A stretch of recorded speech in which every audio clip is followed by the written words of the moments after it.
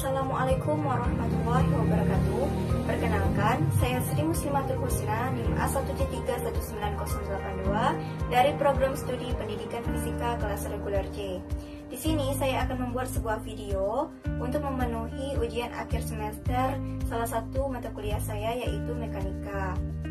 Kali ini saya akan menjelaskan salah satu fenomena yang berkaitan dengan salah satu konsep materi dinamika rotasi, yang mana nanti saya akan menjelaskan tentang torsi, momen inersia, kemudian juga ada energi kinetik pada benda berputar, kemudian juga ada hukum kekekalan momentum sudut.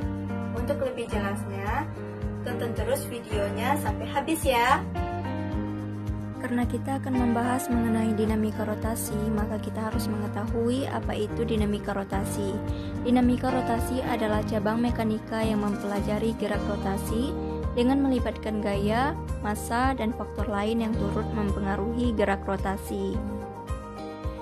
Dapat kita ketahui bahwa banyak peristiwa-peristiwa dan fenomena di alam semesta ini berhubungan dengan fisika. Nah, kali ini saya akan menjelaskan salah satu fenomena fisika mengenai dinamika rotasi. Tahu nggak sih, ketika kita membuka pintu, kita juga butuh fisika loh. Kita tahu bahwa pintu itu merupakan salah satu benda diam. Agar pintu tersebut dapat terbuka, maka pintunya harus bergerak. Nah, kita harus melakukan sesuatu pada pintunya. Kebanyakan dari kita berpikir bahwa kita hanya perlu memutar saja gagang pintunya, lalu didorong, kebuka di pintunya. Dan juga banyak di antara kita bertanya-tanya, kenapa sih gagang pintunya terletak di ujung pintu? Berikut penjelasannya. Ketika kita mau gerakin pintunya, kita pastinya harus mendorong atau menarik pintunya. Artinya, kita harus melakukan suatu gaya pada pintu tersebut. Gaya yang memiliki kemampuan yang membuat benda diam menjadi berotasi disebut torsi. Misalnya, ketika kita ingin membuka pintu, semakin kencang kita dorong pintunya, maka semakin besar pula torsinya, dan semakin cepat pula pintunya akan kebuka. Jadi, besarnya gaya yang kita berikan termasuk salah satu faktor yang mempengaruhi besarnya torsi. Adapun faktor lainnya yang dapat mempengaruhi besarnya torsi yaitu jarak antara gaya dan pusat rotasi atau dikenal dengan sebutan lengan torsi. Ternyata, dapat kita ketahui bahwa semakin besar jaraknya, maka semakin besar torsinya. Artinya, semakin mudah benda untuk berotasi.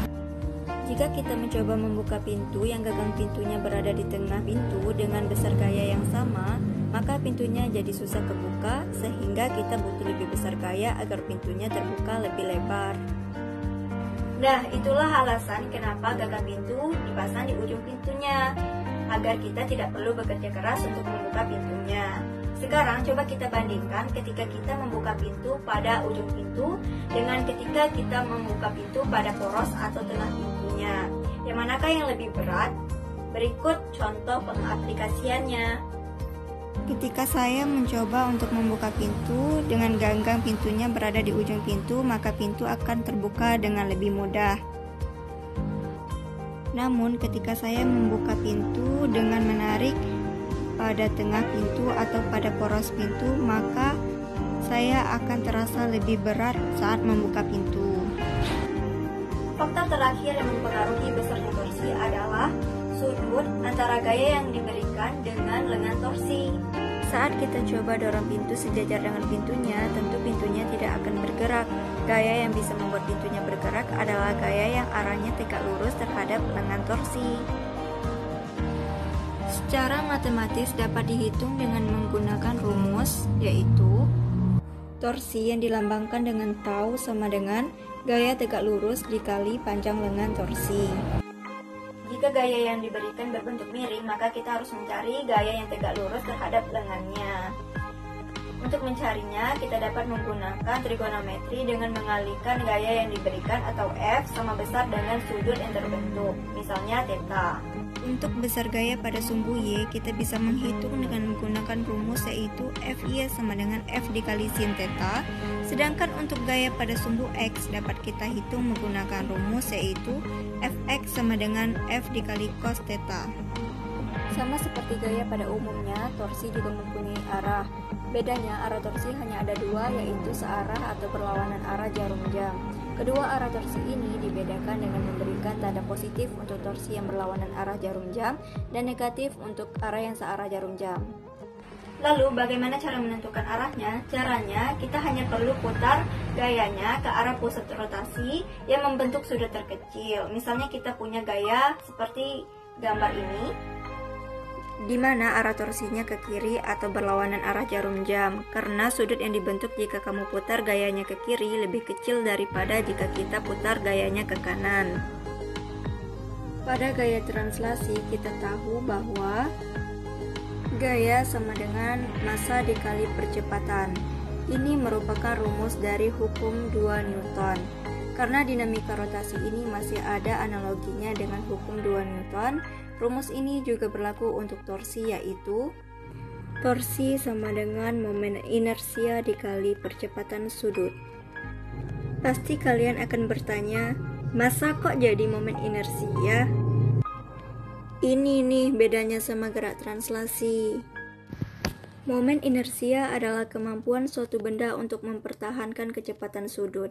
Semakin besar momen inersianya, maka semakin sulit suatu benda untuk mempercepat atau melambat. Momen inersia juga berkaitan dengan massa, akan tetapi sebenarnya momen inersia juga bergantung dengan bagaimana massa itu tersebar. Semakin jauh massa benda dari pusat rotasinya, maka semakin besar momen inersianya. Karena pada gerak translasi momen inersianya bergantung hanya pada massanya saja, maka dapat dirumuskan dengan gaya sama dengan massa dikali percepatan. Sedangkan pada gerak rotasi dapat dirumuskan dengan momen inersia sama dengan massa dikali kuadrat jarak dari gaya ke pusat rotasi. Torsi sama dengan gaya pada translasi, yaitu sama-sama menghasilkan usaha.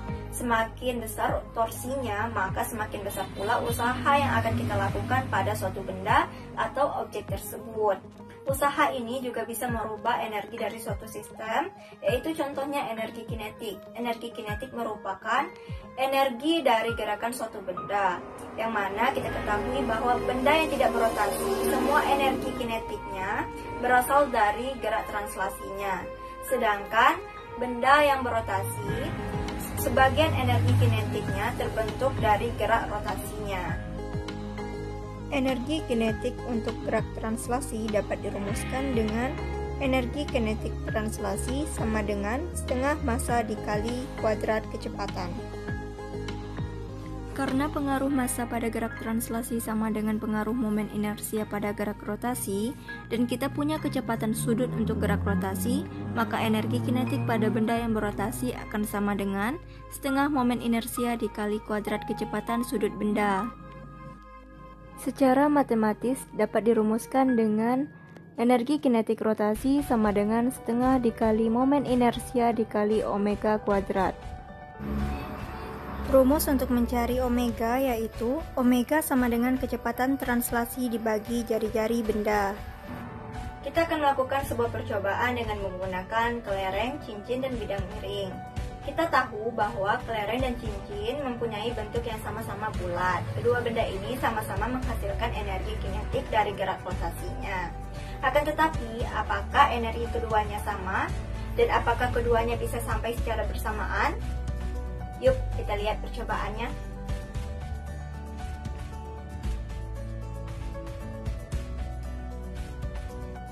Ternyata kelereng lebih duluan sampai dibandingkan dengan cincin. Hal ini terjadi karena kelereng memiliki kecepatan sudut yang lebih besar dibandingkan cincin. Dan yang membuat kecepatan sudutnya lebih besar adalah karena kelereng punya momen inersia yang lebih kecil daripada cincin. Dan juga makin besar momen inersianya, maka semakin sulit benda untuk mengubah kecepatannya. Kelereng adalah bola yang padat. Masanya didistribusikan lebih dekat ke pusat rotasi. Secara matematis dapat dirumuskan dengan momen inersia sama dengan 2/5 dikali massa dikali R kuadrat. Sementara cincin, masanya didistribusikan ke cincinnya karena tengahnya bolong sehingga jarak ke pusat rotasinya lebih jauh. Secara matematis dapat dirumuskan dengan momen inersia sama dengan massa dikali R kuadrat. Semakin jauh massa didistribusikan, maka semakin besar momen inersianya. Itulah kenapa kelereng bisa sampai duluan daripada cincin. Pada gerak translasi, kita akan mempelajari hukum kekekalan momentum linier, di mana total momentum linier akan selalu terjaga atau akan selalu tetap. Hukum kekekalan ini juga berlaku untuk gerak rotasi, yang mana dikenal dengan sebutan hukum kekekalan momentum sudut. Misalnya, jika kita bentur cincin dengan kelereng, momentum sistemnya akan tetap terjaga. Secara sistematis dapat kita rumuskan dengan momentum sudut sama dengan momen inersia dikali kecepatan sudut. Hukum kekekalan momentum sudut dapat kita ilustrasikan pada seorang penari seperti berikut. Ketika dia berputar sambil melipat tangannya, maka momen inersianya semakin kecil terhadap porosnya, sehingga putarannya semakin cepat. Dan sebaliknya, jika tangannya direntangkan, momen inersia terhadap porosnya menjadi lebih besar, sehingga putarannya melambat. Karena penari berputar di tempat, maka resultan torsinya sama dengan 0, sehingga momentum sudut penari adalah kekal. Secara matematis dapat dirumuskan dengan L1 sama dengan L2. Baiklah, mungkin hanya inilah penjelasan dari saya mengenai sebuah fenomena dari salah satu konsep, yaitu dinamika rotasi, yang telah saya jelaskan, yaitu mengenai torsi, momen inersia, energi kinetik pada benda berputar, dan juga hukum kekekalan momentum sudut. Dan keempat